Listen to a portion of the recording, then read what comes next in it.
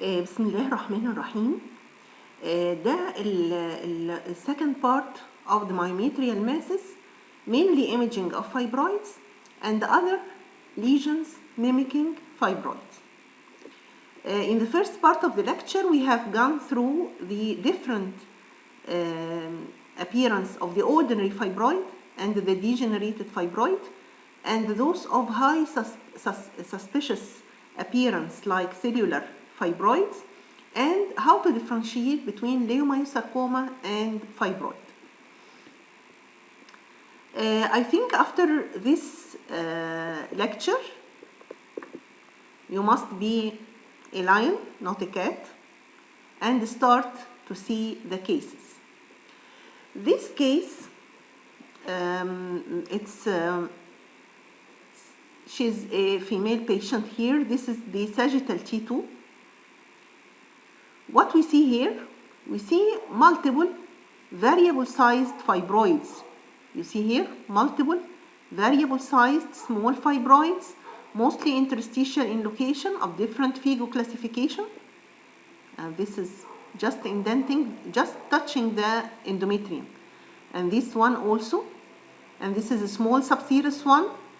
This is two subserous fibroids. Mostly hypo-intense in T2, which is what we say in the first lecture, that it is a characteristic appearance of the fibroid. Here also, this is the fibroids, but there is something else here. This is not a normal endometrium. There is a soft tissue component intracavitary seen here also in the uterus. Here, this one. So we have an intracavitary mass. Polyp or fibroid, sometimes in MRI we can differentiate between polyp and fibroid from the ultrasound well.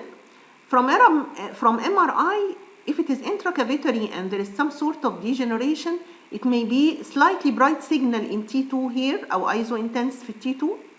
And this is the remaining endometrium. See here, the remaining endometrium is delineating the whole lesion all through. This is the normal signal intensity of the endometrium, and this is the mass seen here intracavitary.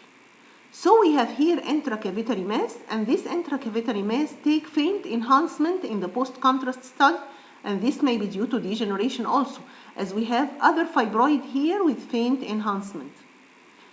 So I could not say 100% that it is a fibroid, but mostly it is a fibroid because the patient has many fibroids in the uterus.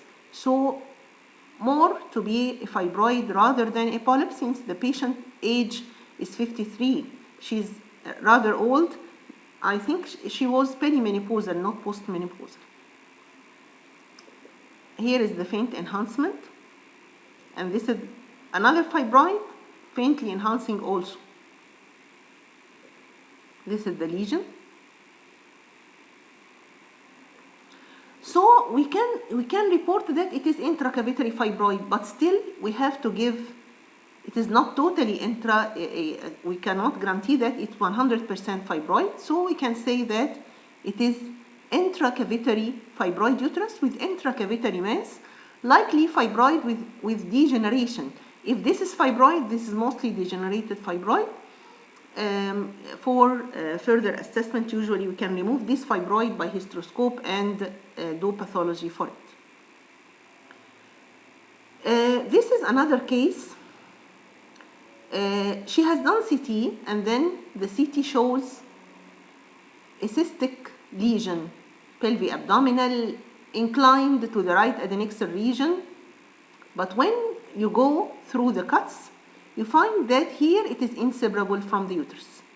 Here it is inseparable from the uterus. So as we always say that CT is not the modality of choice, but sometimes the patient do CT due to any cause, and we have to see this, or the patient is coming with abdominal pain, so she had done CT. So better to do sagittal and coronary reconstruction. Here also, this is the degenerated lesion. and communicating with the uterus.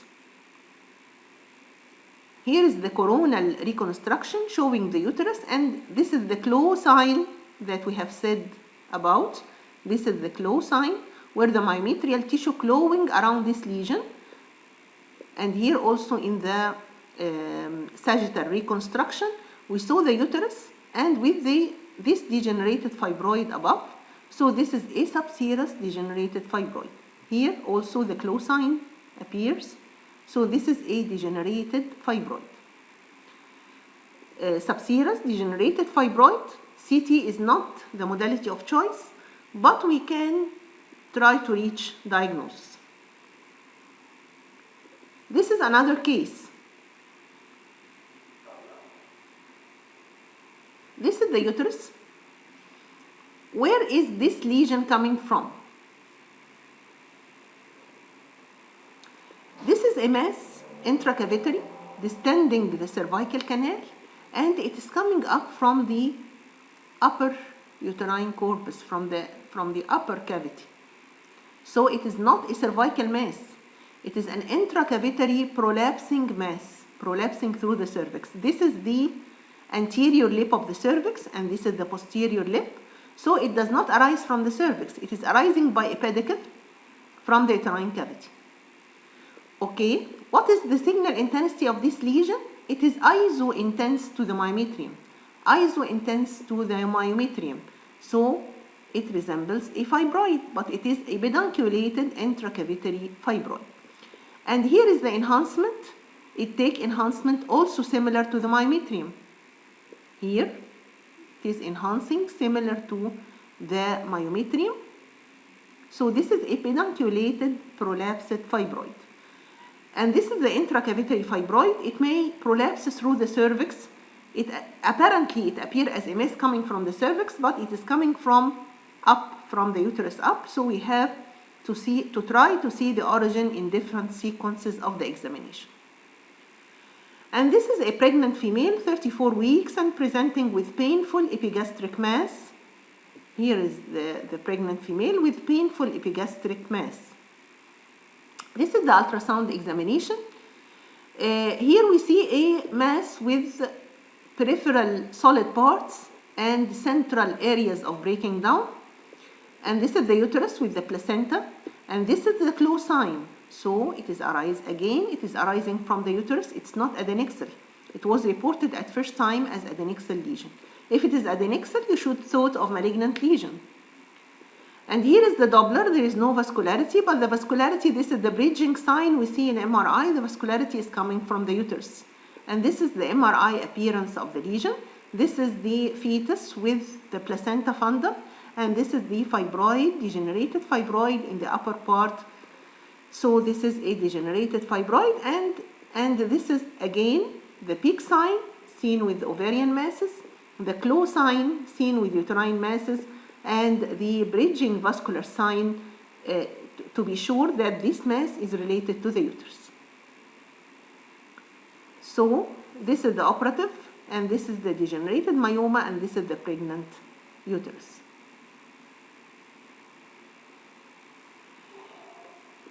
So to give a hint to complete the picture of fibroid and pregnancy.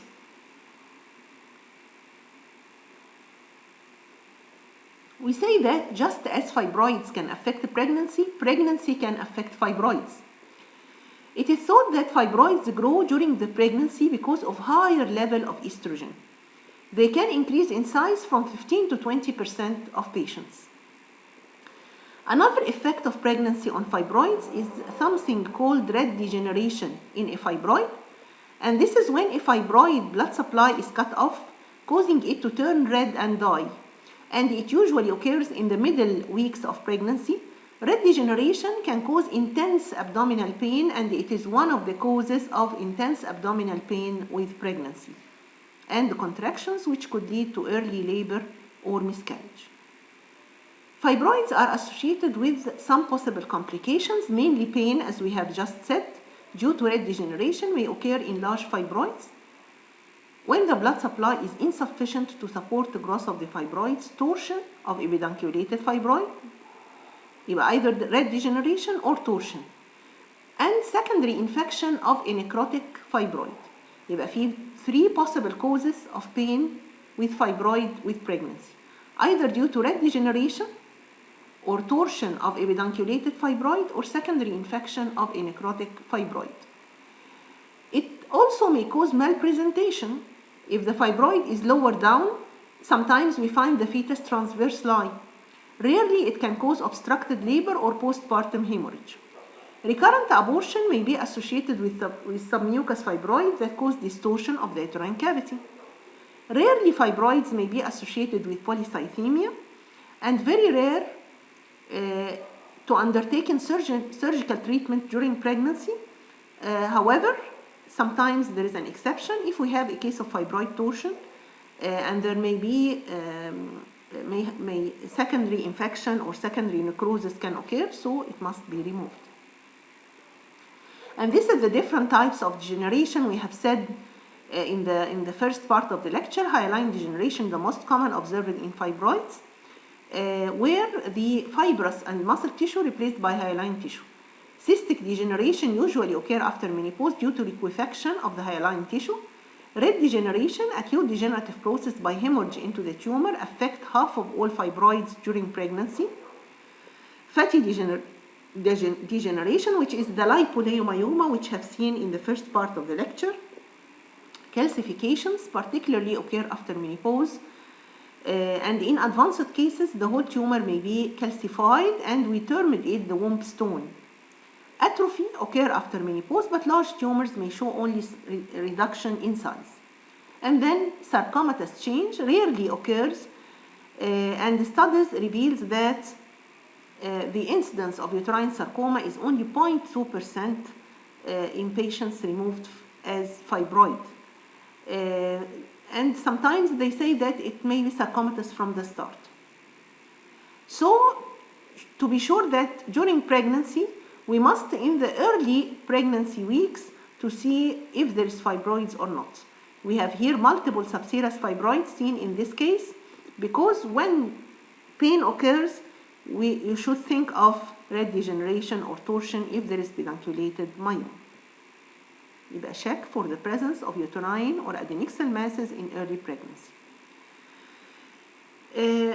To complete the picture of fibroid imaging, what is the ideal for uterine fibroid embolization, which is done too much nowadays? The first, that in premenopausal patients not desiring fertility, we could think that in patients desiring fertility, we can do embolization in order to reduce the size of the myomas. But at the same time, it will reduce the blood supply to the uterus. You know, one of the causes of early pregnancy failure is high RI in the uterine artery, and this can be done during embolization. Then in postmenopausal patients with failure of spontaneous regression, the patient has failed medical management. Fibroid of moderate size, 3 to 7 centimeter. Patient with absolute contraindication to surgery and have fibroid, for example, causing compression of the rectum and constipation, so she can do embolization to reduce the size of the fibroid. This is the post-embolization. This is the fibroid with the tumor blush, and this is post-embolization. The blush is gone.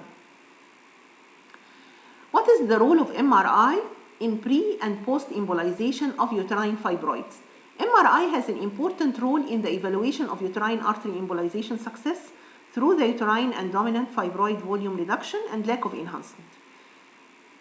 يبقى to assess success, there must be a reduction in size and lack of enhancement. Reduction in size and lack of enhancement.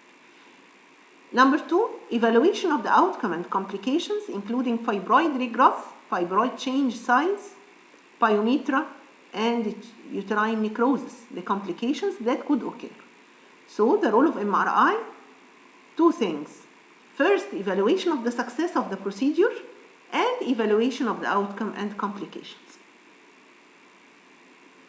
And this is a case. There is a fibroid here in the posterior wall indenting the cavity. This is phagotype 3. And here, post-embolization, there is reduction in size and no enhancement at all seen. Sometimes it is a little bit iso-intense due to the presence of degeneration. And this is on ultrasound. There is also no blood vessels at all inside. Then we came to the other lesion that we usually see nowadays. We see it too much in the myometrium, which is the adenomyosis.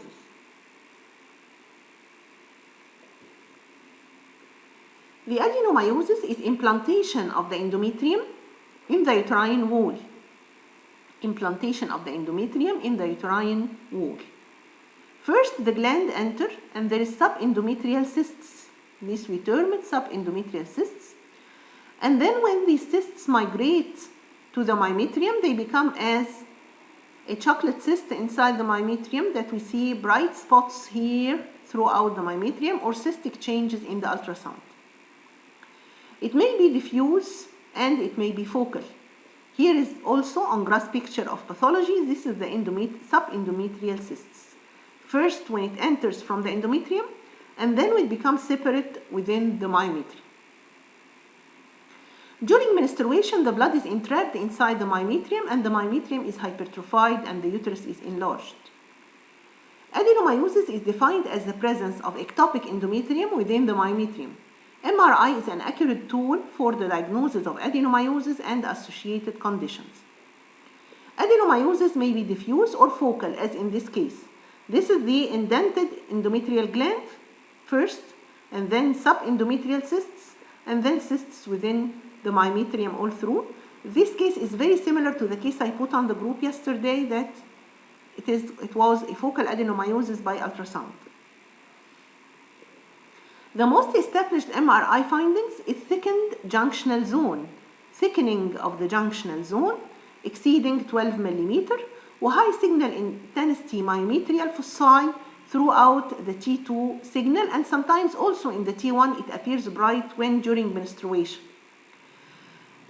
But something I must tell, sometimes some of you see the myometrial vessels, which are the Arcot vessels. In some sequences they appear bright and they say that it is an adenomyosis. No adenomyosis so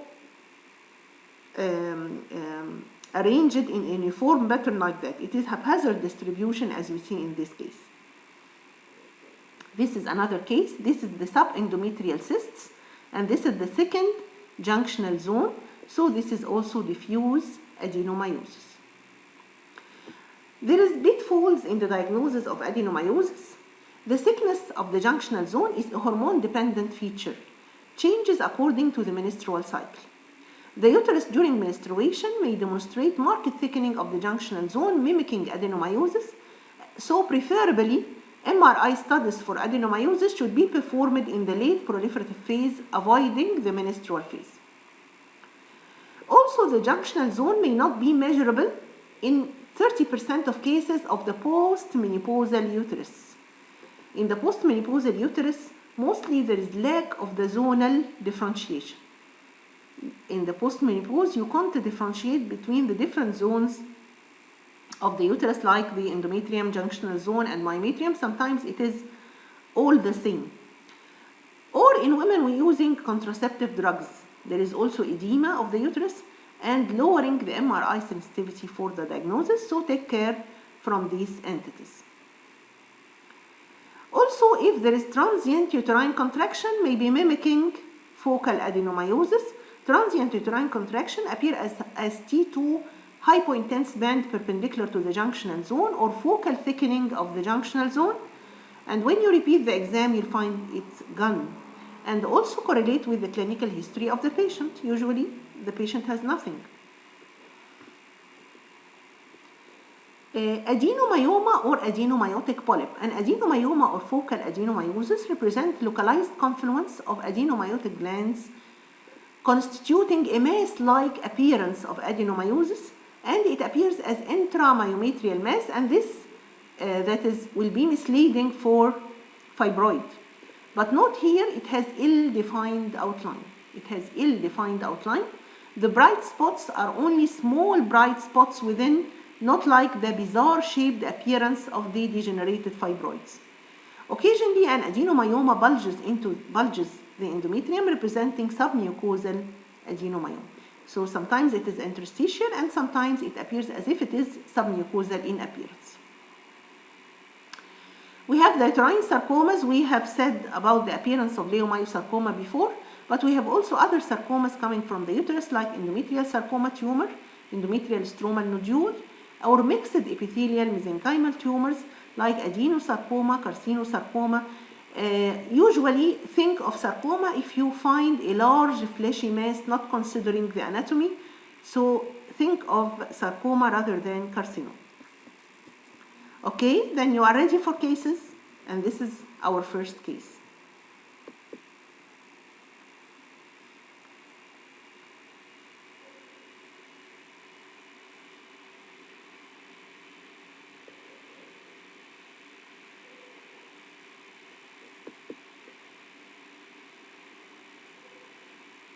This is the sagittal T2, and here post contrast.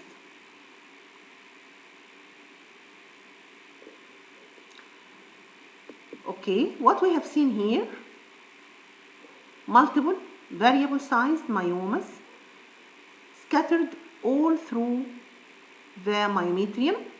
Some of them are interstitial in location and they are hypointense. Here again, and this one, another one, another one. All the interstitial small are hypointense on T2, but we have also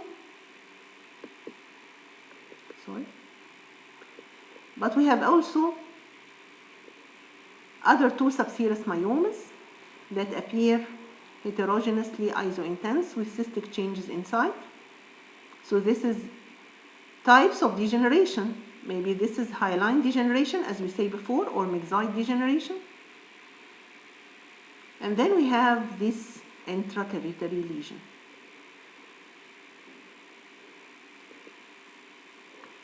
What is this lesion?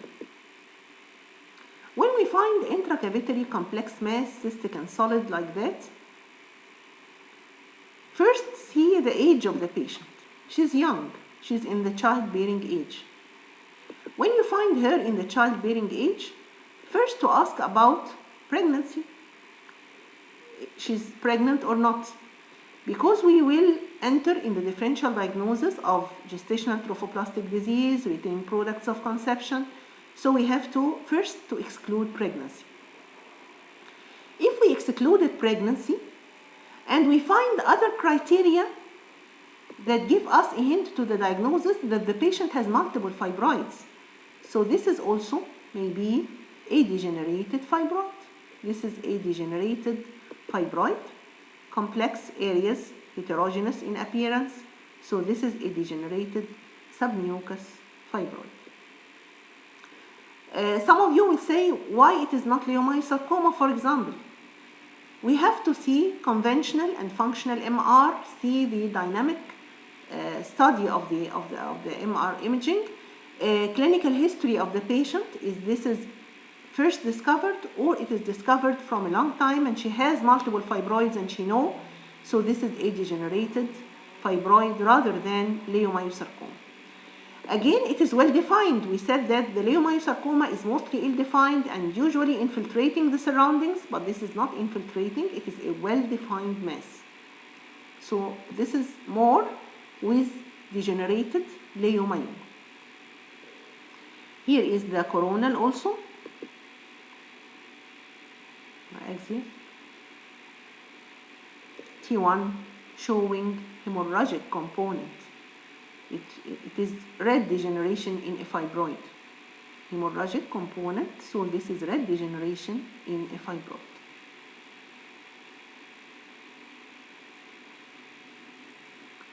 Okay, another case.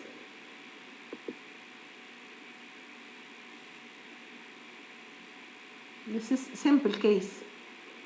I think who are watching will say to me that it is a degenerated fibroid. But where? It is pedunculated. This is pedicle with the uterus. This is a pedunculated subserous fibroid with degeneration. And this is the post-contrast. Here is the pedicle. And this is the fibroid. The solid parts take enhancement and the cystic parts will not take enhancement. It is very important to try to see this origin in order to exclude the other differential diagnosis of being adnexal cystic lesion, and in this case it will be malignant nature because it shows solid component. And if you can see the ovaries, it will be better also. If you can see the ovaries, it will be better. Yes, I think in this case the ovaries was seen also. And this is the ovary can be seen above. Okay, so this is degenerated pedunculated subserous fibroid. Another case,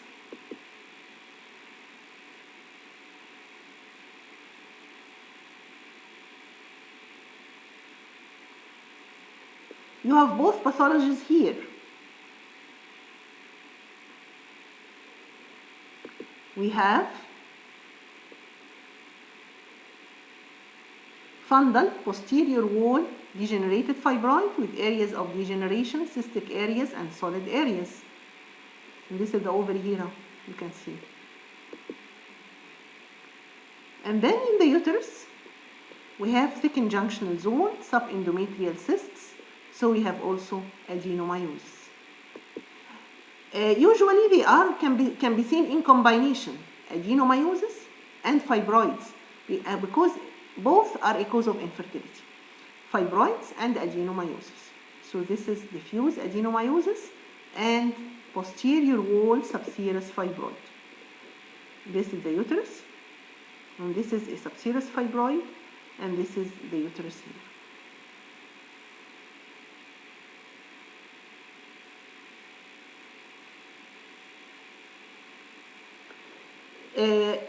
In this case, this degenerated fibroid show restricted diffusion, although it is not the case in benign lesions, but sometimes in degenerated myomas we have restricted diffusion.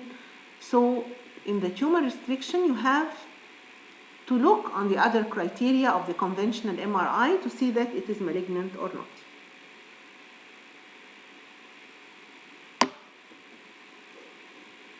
And this is in the T1, you see here, the bright spots of adenomyosis is seen bright due to the presence of blood. Last but not least, this is another case.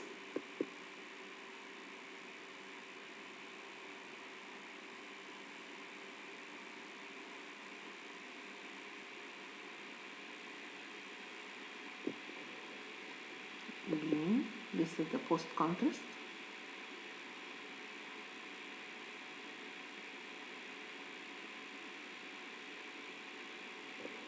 Of course, one can say that there is no uterus here. Just we have seen the vagina. This is only the vagina. There is no uterus. And there is a solid lobulated mass present at the site of the uterus. The patient has done hysterectomy before from 9 months. And then she presented with this mass lesion, which take heterogeneous enhancement. And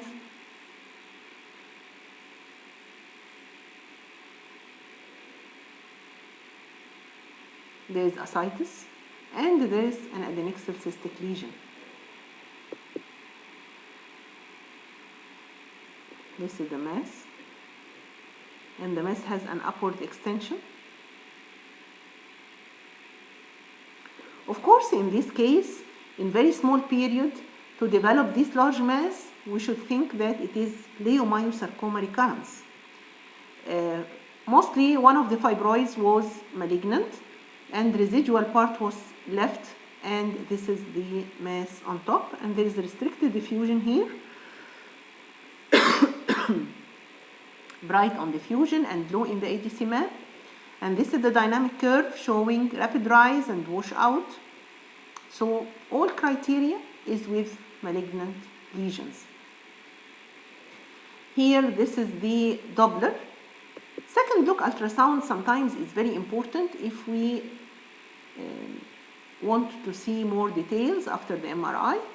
Here the mass is inseparable from a bowel loop, so it is infiltrating a bowel loop here, and here is the typical malignant vascularity on Doppler study. There is large central vessels. We said in the first part that the fibroid may be vascular, but maintaining the benign nature of the vascularity, peripheral flow with tapering vessels to the center. But here we have no tapering vessels and we have large central vessels seen. So this is a case of leiomyosarcoma recurrence. Here is the mass infiltrating the bowel wall. The ovary is seen here in order to exclude that is an ovarian mass. So both ovaries can be detected on ultrasound, maybe can be missed in MRI because there is no follicular activity, and there is ascites, and this ascites is hemorrhagic. So these all primary and secondary signs of malignancy. Here we have primary and secondary signs of malignancy. So this is recurrent leiomyosarcoma. This is another case.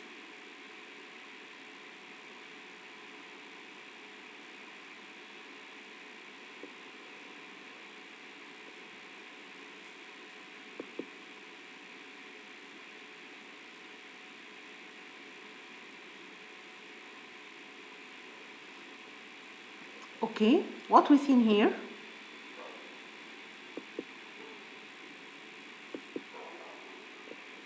this is the uterus showing adenomyosis, adenomyotic foci. There is a cyst in the right ovary with peak sign, but mostly it is a simple functional cyst. And then have a look on the left adnexal region. There is a solid mass lesion here, and this mass lesion, you find that the fallopian tube is splayed over it. This is the lesion, and this is the fallopian tube splayed over, and then the ovary is seen in the part in the bottom. Some of you have asked me before how to differentiate between subserous fibroid and broad ligament fibroid. This is a broad ligament fibroid since it displaces the ligament and the tube above it, so it is a broad ligament fibroid. Usually if the subserous fibroid, it will not take this consideration. And then the bridging sign that we have said before can differentiate between subserous fibroid and broad ligament fibroid. Adenomyosis. And this lesion, this solid lesion, show also adenomyotic foci. So sometimes adenomyosis can occur in fibroid also. This is the T1.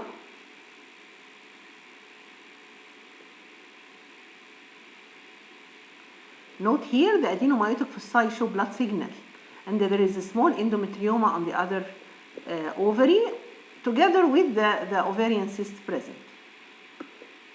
T2, axial.